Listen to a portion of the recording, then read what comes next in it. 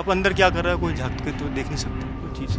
ये मैकेनिज्म है अभी तक जो मैकेनिज्म बीच में जो खामी होती है वो खामी बेसिकली वो दवाई डिस्ट्रीब्यूटर से नहीं खरीदी जाती। दुर्भाग्य की बात है, आप जरूर उसको डॉक्टर को भी रिपोर्ट करें। दिल्ली के मुखर्जी नगर इलाके का इंदिरा विकास कॉलोनी एक रेसिडेंशियल इलाका है। यहाँ पर स्टूडेंट और लोग यहाँ पर रहते हैं और इस रेसिडेंशियल इलाके में नकली दवाई की फैक्ट्री चल रही थी। मकान नंबर 20/7 मनोज कुमार जैन और उसका परिवार इसी मकान पर रहता था। 2004 में मनोज कुमार जैन अपने परिवार के साथ दिल्ली शिफ्ट किया और अपने घर के ही अंदर नकली दवाई फैक्ट्री बनाई और उन दवाइयों को जो सरकारी अस्पतालों से जो चोरी की दवाइयों को लिया जाता था और उसकी रीपैकेजिंग यहाँ पर किया जाता था और इसके बाद इसको गुवाहाटी और नॉर्थ ईस्ट इलाके में बेचा जाता था।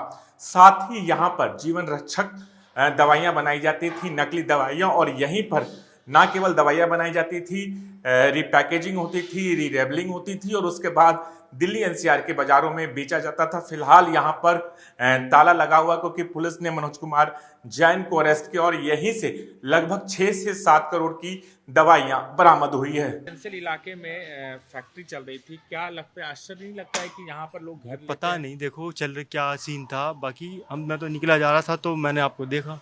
अच्छा, हाँ, कभी देखते थे यहाँ पर वो कोई गाड़ियाँ या फिर कोई कुछ नहीं, बिल्कुल जैसा है ऐसे ही बंद रहता था? बंद रहता। हाँ? कुछ नहीं पता, किसी को कुछ नहीं पता। ये तो जब हुआ तो जब हमें पता चला, अच्छा। ट्रक आया, ये आया, वो आया, जब हमें पता चला। और किसी को मुझे नहीं लगता आसपास किसी को कुछ पता। किसी को कुछ पता नहीं, हालांकि कमरे के अंदर कुछ चल रहा है, किसी को कैसे पता अब पूरा फ्लोर है मान लो आपका, अब अंदर क्या कर रहा है कोई झांक के तो देख नहीं सकता कोई चीज़। दिल्ली के मुखर्जी नगर इलाके का इंदिरा विकास कॉलोनी और पूरा ये इलाका रेसिडेंशियल इलाका है और आप तस्वीरें भी देखिए, चारों तरफ मकान है, रेसिडेंशियल इलाका है। ज़्यादातर यहाँ पर स्टूडेंट्स और स्थानीय लोग रहते हैं जिनका यहाँ पर अपना मकान है, लेकिन अंदाज़ा लगाना काफ़ी मुश्किल हो जाता है कि ऐसे जगह पर एक नकली दवाई की फैक्ट्री चल रही थी।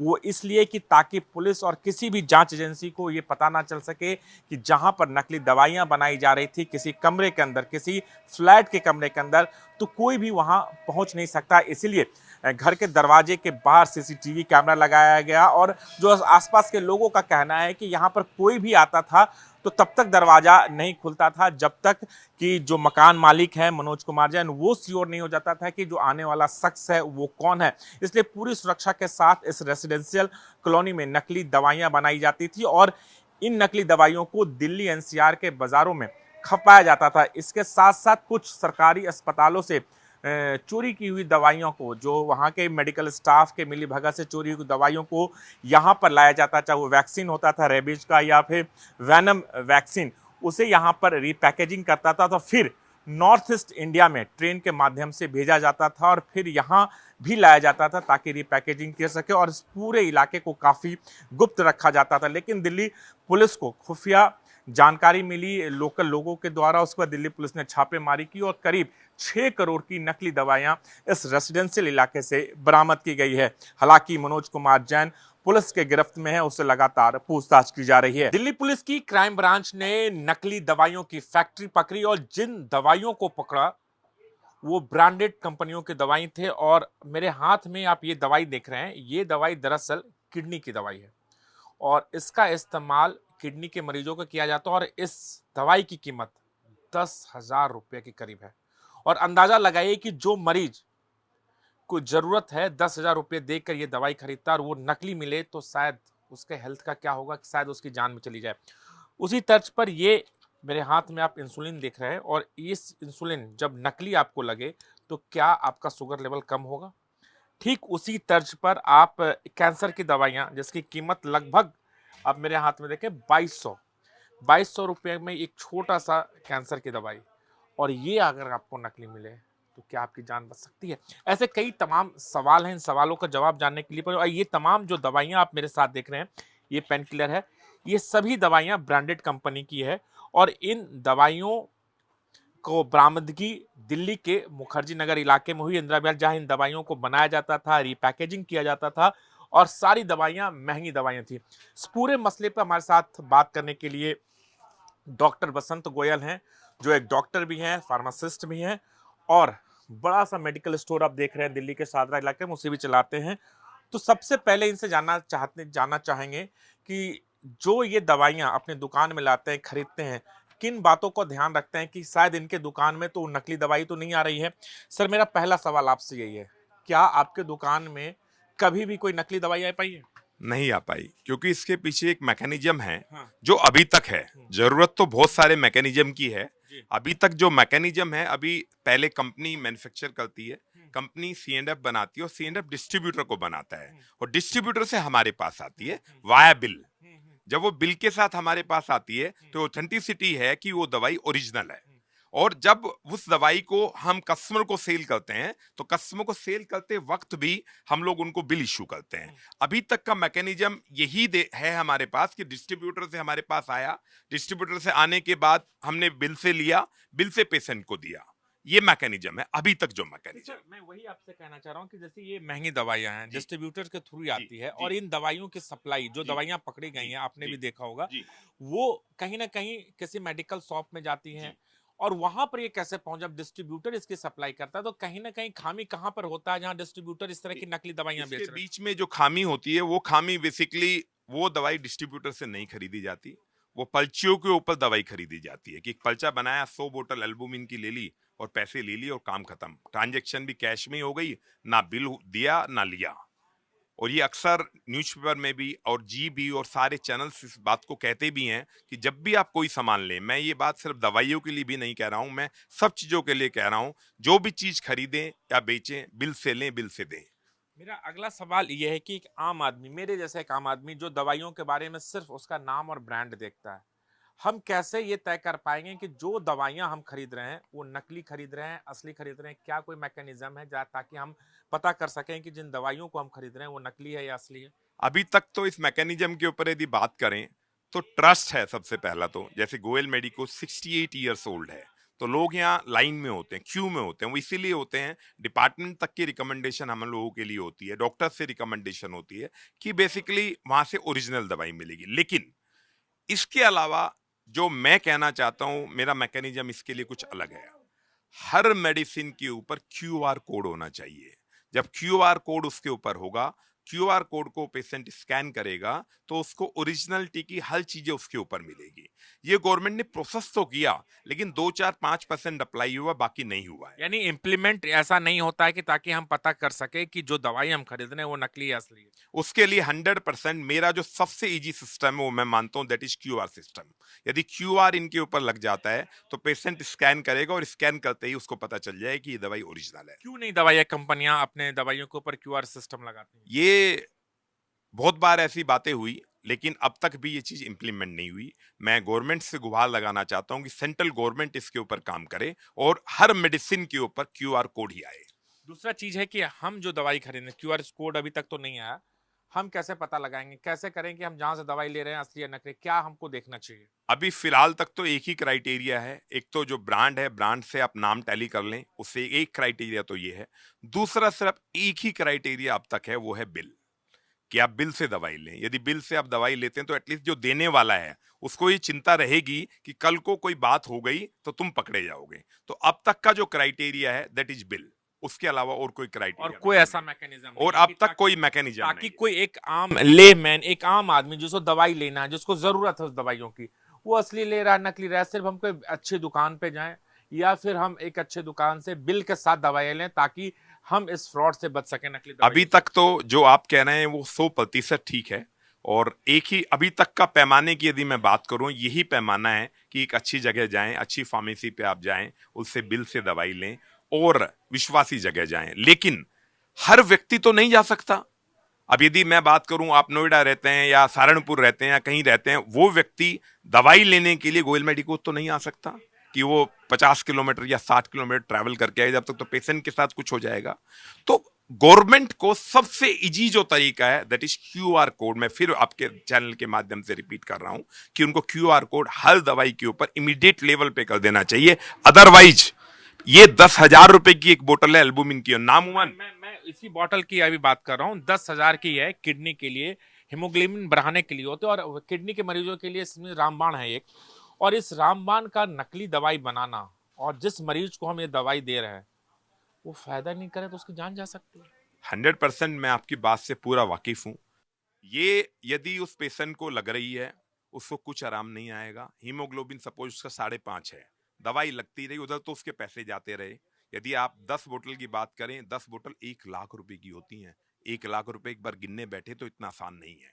उस 1 लाख रुपए का उसका पैसा चला गया, उधर उसका हीमोग्लोबिन भी नहीं बढ़ा, और यदि उसका हीमोग्लोबिन नहीं बढ़ा, वो तिल तिल करके उसकी जिंदगी स्पॉइल होती गई, और एक दिन ऐसा भी आता है जब वो पेशेंट अपने परिवार को छोड़कर चला जाता है। ऐसे तो कई मामले सामने आते हैं। ये हजारों मामले हैं, कई नहीं हजारों मामलों की मैं बात करूंगा। ये हजारों मामले आते हैं, क्योंकि ये रोज की घटनाएं हैं, ये एक दिन की घटना नहीं है। आज आप लोग इतना अच्छा काम इसके ऊपर कर रहे हैं जीटीवी, मैं आप लोगों को अप्रिशिएट करूंगा, लेकिन ये घटनाएं रोज होती हैं। सर, इसी तरह हम बात कर रहे हैं ये इंसुलिन की दवाइयाँ, और आज देश में हर तीसरा चौथा आदमी शुगर का शिकार है। इंसुलिन हम ले रहे हैं, ब्रांडेड कंपनी की इंसुलिन की बात कर रहा हूं मैं, और इस ब्रांडेड कंपनी की इंसुलिन में अगर नकली मिले तो क्या फायदा करेगा? क्या उस आदमी की मौत शुगर बढ़ने से नहीं हो जाएगी? शुगर आप इंसुलिन दे रहे हैं, शुगर आपका घट ही नहीं रहा है। 1000% ऐसे बहुत सारे किस्से आते हैं जिसमें वो डॉक्टर्स को ब्लेम करते हैं कि मेरी शुगर कम नहीं हो रही है जी, जबकि वो प्रॉपर सब इंसुलिन ले रहा है, सब कुछ ले रहा है। यदि मैं इस इंसुलिन की बात करूं, 1000 रुपए की एक इंसुलिन है, एक कार्टेज 1000 रुपए की, जो 1 महीने चलती है। वो व्यक्ति इसको रेगुलर ले रहा है और उसकी शुगर तो कम नहीं हो रही है, क्योंकि ओरिजिनल है ही नहीं। Secondly, temperature maintenance is very important, वो भी नहीं होता है। 2 to 8 डिग्री के ऊपर ये टेम्परेचर मेंटेनेंस होना चाहिए, वो भी नहीं है। और जैसे आपने वहां से पकड़ी, वहां तो कुछ भी नहीं है, वहां पे तो कोई टेम्परेचर का कुछ है ही नहीं। तो जिस पेशेंट को ये लग रही है उसका इंसुलिन लगाता रहे, शुगर के ऊपर कोई कंट्रोल नहीं होगा। शुगर का इफेक्ट पूरी बॉडी पर आता है, सिर्फ ये नहीं कि आप एक ऑर्गन की बात करते हैं तो तिल तिल करके उसकी पूरी जिंदगी, उसके सारे एक एक ऑर्गन खराब होते जाएंगे और वो भगवान के पास चला। हमारे पास ये कैंसर की दवाई है, और इस दवाई की कीमत आप देख लीजिए 2200 रुपया, और 2200 रुपया में महज ये जो दवाइयाँ हैं 10 टैबलेट का एक 10 पत्ता है। टैबलेट का ये दवाई है, कैंसर की दवाई है। कैंसर लाइलाज बीमारी आप कह सकते हैं, भाई बहुत मुश्किल से बहुत लोग बच पाते हैं, और अगर ये दवाइयाँ आपको नकली मिले तो अंदाजा लगाइए कि हमारा हेल्थ सिस्टम कहाँ जा रहा है। सर, ये कैंसर की दवाई है, ये कैंसर की दवाई है और ये सुबह शाम यूज होती है। ये सिर्फ 5 दिन के लिए, 5 दिन के लिए 2200 रुपए की 10 टैबलेट हैं। आप इमेजिन करिए, जब उसको सारी जिंदगी खानी है, वो कैसे पैसे लाता होगा। और एक तो पहले से लाइलाज बीमारी है, फिर भी क्या करते हैं कि एज बढ़ जाती है। मैं ऐसा समझता हूं कि जब भी हम ये एंटी कैंसर मेडिसिन देते हैं, हो सकता है कि उसके 5 साल बढ़ जाएं, 10 साल बढ़ जाएं, 15 साल बढ़ जाएं, लेकिन उसको जब ये ओरिजिनल ही नहीं मिलेगी तो 10 साल क्या, उसके 10 दिन भी नहीं बढ़ेंगे। 10 दिन भी नहीं बढ़ेंगे। ठीक उसी तर्ज पर आपको ये दिखा दो, ये रेबीज की वैक्सीन है, और ये वो दवाइयां हैं जो प्रयागराज यानी उत्तर प्रदेश के सीएचसी सेंटर से इन दवाइयों को चोरी किया गया, या फिर वहां के कर्मचारियों से मिली भगत कर दिल्ली लाया जाता था, और यहाँ पर लेबलिंग करा जाता था, रीपैकेजिंग किया जाता था, और फिर इसे नॉर्थ ईस्ट इंडिया में बेचा जाता था। तो अंदाजा लगाइए कि कितना बड़ा नेक्सस काम कर रहा था। तो सबसे बड़ी बात है, ये जो फैक्ट्री चल रही थी, ये फैक्ट्री चल रही थी मुखर्जी नगर के इंदिरा विकास कॉलोनी में, एक घर के अंदर, जहां पर किसी भी एजेंसी को जाना काफी मुश्किल होता है। सर, इसमें ड्रग कंट्रोल का क्या रोल होता है? क्योंकि उनकी बड़ी जिम्मेदारी होती है कि दवाइयां नकली ना मिले, और जो दवाइयां मिल रहे हैं वो कस्टमर तक असली मिले। उनका रोल कहीं ना कहीं क्या गौन हो जाता है? वो तभी सामने आते हैं या फिर कार्रवाई होती है जब कोई एजेंसी छापेमारी करती है? उनकी तो जिम्मेदारी बनती है हर दवाई दुकान में जाएं, ये चेक करें कि असली है या नकली है, कोई नकली क्यों नहीं मार्केट में आ रहा है।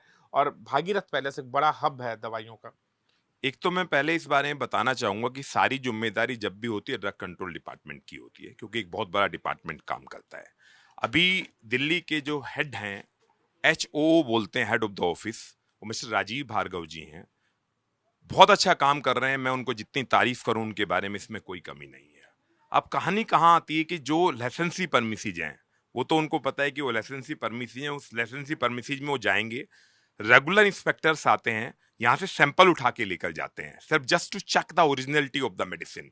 सैंपल के और दवाई के वो पैसे देते हैं बाकायदा बिल बना के, में उन्हें गवर्नमेंट रिएम्बर्स करती है। उसके बाद वो लैब में भेजते हैं। लैब में भेजने के बाद यदि कोई भी दवाई ऐसी पकड़ी जाती है तो उसके ऊपर डेफिनेटली एक्शन होता है और उसका लाइसेंस तक सस्पेंड हो जाता है। लेकिन कुछ जो जगह जहाँ लाइसेंस ही नहीं है, जैसे हम इस बात की बात करें जो अभी मुद्दा हुआ है, जो क्राइम ने पकड़ा, वहां पे उसके पास लाइसेंस ही नहीं है। जब उसके पास लाइसेंस ही नहीं है, वहां तक यदि कोई आदमी लीड दे दे, उनको बता दे, तो वो लोग वहां तक पहुंच सकते हैं, अदरवाइज वो वहां तक नहीं पहुंच सकते। लेकिन ये एक बड़ा सवाल है ना कि सर नकली दवाइयां उन्हीं दुकानों में मिल रही है जहां पर दवाइयां सप्लाई होती है, और कहीं ना कहीं सप्लाई जो चेन है कहीं ना कहीं बाजार से ही होकर वहां तक पहुंचता है। तो ये तो एक कहीं ना कहीं लैप्स भी आप कर सकते हैं, लापरवाही भी कर सकते हैं, जहां पर ऐसी नकली दवाइयां लोगों तक पहुंच रही है और हर रोज पकड़े जाते हैं। सिर्फ दिल्ली क्राइम ब्रांच नहीं, अलग अलग राज्यों में भी अलग अलग एजेंसियां हर रोज नकली दवाइयों को पकड़ती है। मार्केट में नकली दवाइयां तो चल ही रही है ना। डेफिनेटली ये बात से मैं पूरा सहमत हूं आपकी इस बात से, और मैं ये गुहार जरूर लगाना चाहूंगा, चाहे वो दिल्ली का ड्रग कंट्रोल डिपार्टमेंट हो या पूरे इंडिया का ड्रग कंट्रोल डिपार्टमेंट हो, कि वो जितना ज्यादा से ज्यादा इस पर काम कर सके। यदि कहीं से कोई भी किसी भी तरीके की लीड मिले उन्हें, वहीं पर जाकर छापा मारा जाए।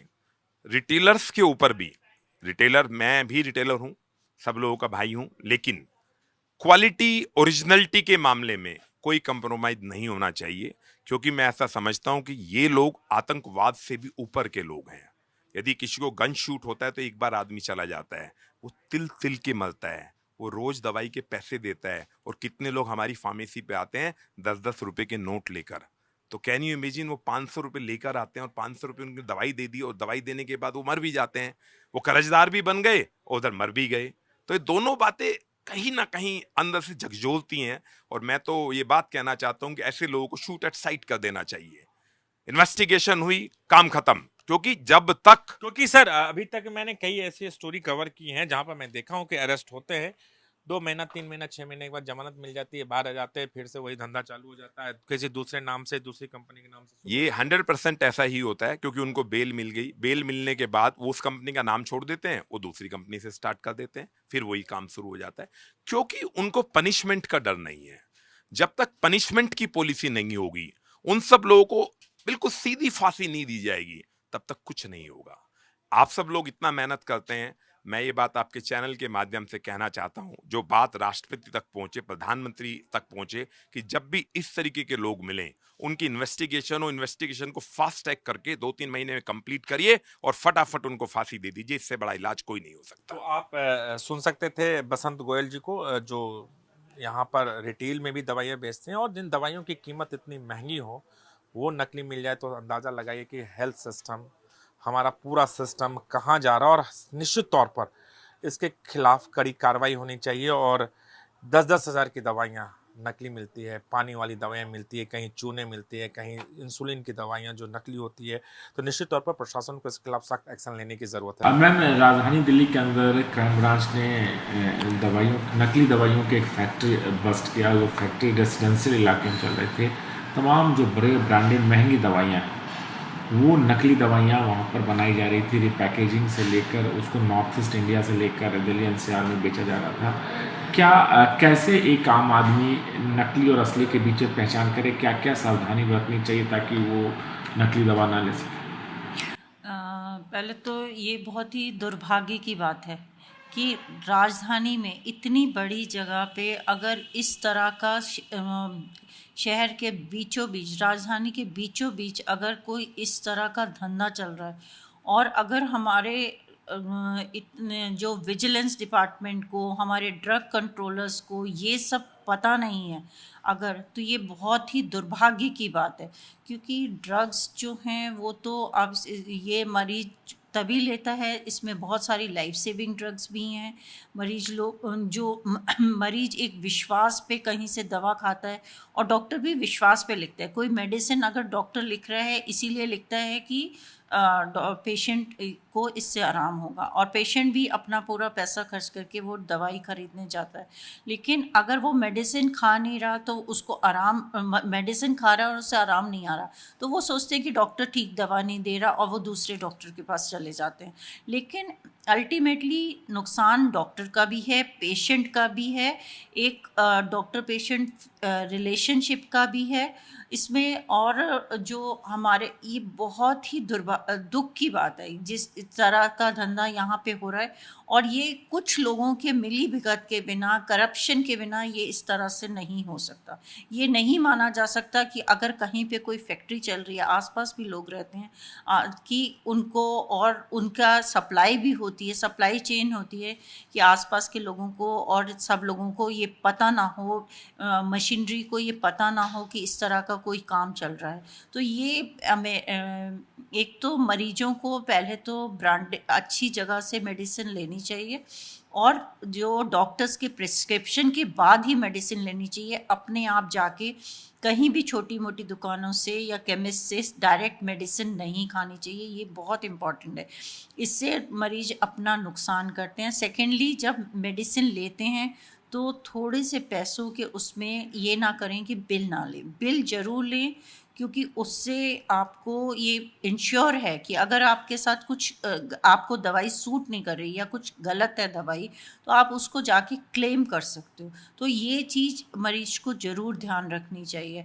इसीलिए डॉक्टर का प्रिस्क्रिप्शन भी और जो बिल जो है वो हमेशा अपने पास रखना चाहिए। मैं इस चीज़ का पूरा ध्यान रखना चाहिए।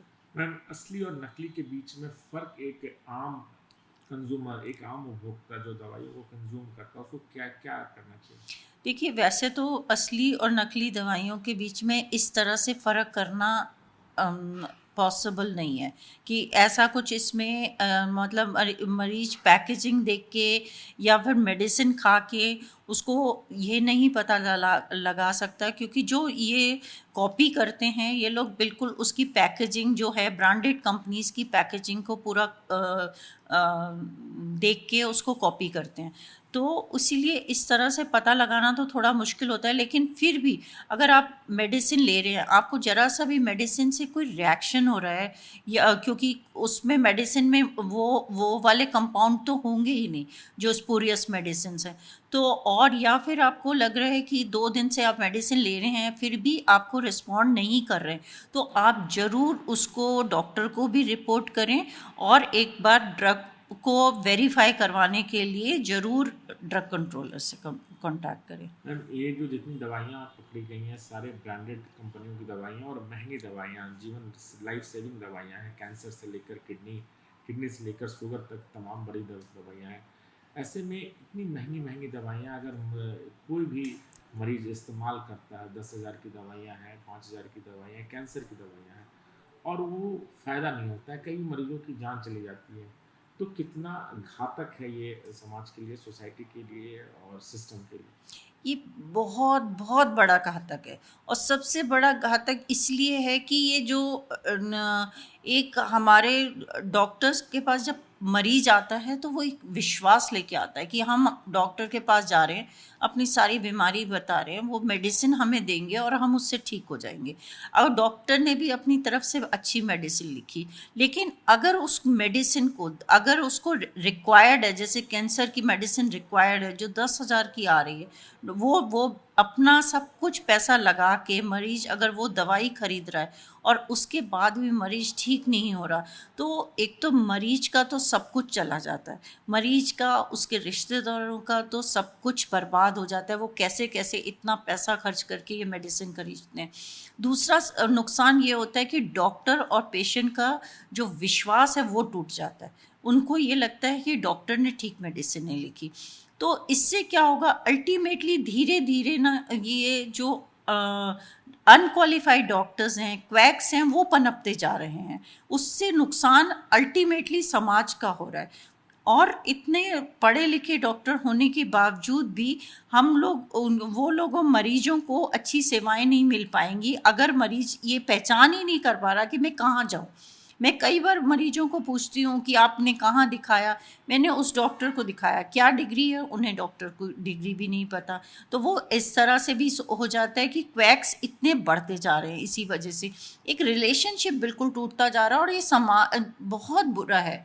ये धीरे धीरे जो विश्वास की कमी होती जा रही है और मरीजों का नुकसान हो रहा है। और ये जो नेक्सस बना है, मेरी सरकार से, ड्रग कंट्रोलर से सबसे रिक्वेस्ट है कि इसको तोड़ें और इस नेक्सस को तोड़ें और इस समाज में करप्शन की जो बीमारी है उसको दूर करें और मरीजों की जान की और डॉक्टर और पेशेंट के विश्वास की रक्षा करें।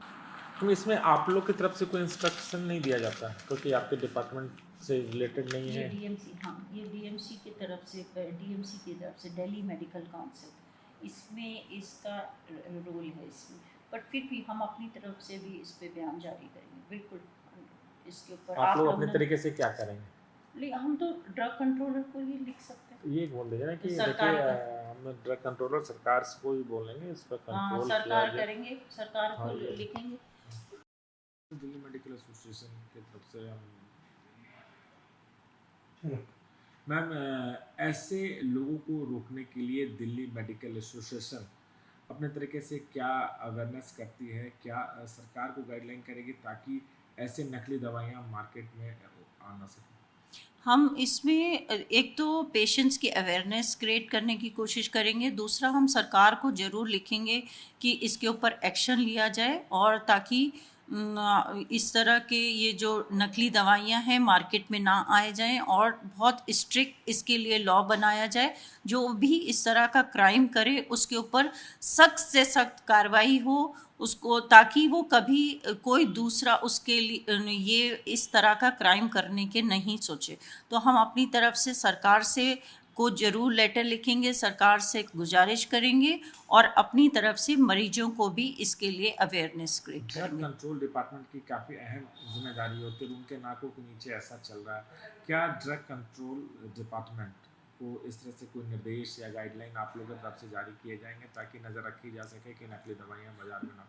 बिल्कुल, हम ड्रग कंट्रोल डिपार्टमेंट को भी लिखेंगे कि इस पे सख्ती से कार्रवाई करें और सख्ती से ऐसी चीज़ों पे नज़र रखें ताकि मरीजों की जान के साथ कोई खिलवाड़ ना हो सके। तो हम अपनी दिल्ली मेडिकल एसोसिएशन की तरफ से दिल्ली सरकार को भी लिखेंगे और ड्रग कंट्रोल डिपार्टमेंट को भी लिखेंगे कि इस पे सख्त से सख्त कार्रवाई हो ताकि मरीजों की जान के साथ कोई खिलवाड़ ना हो, उनके जान की रक्षा की जा सके और इसके साथ साथ हम पेशेंट्स के अवेयरनेस के लिए भी प्रोग्राम चलाएंगे।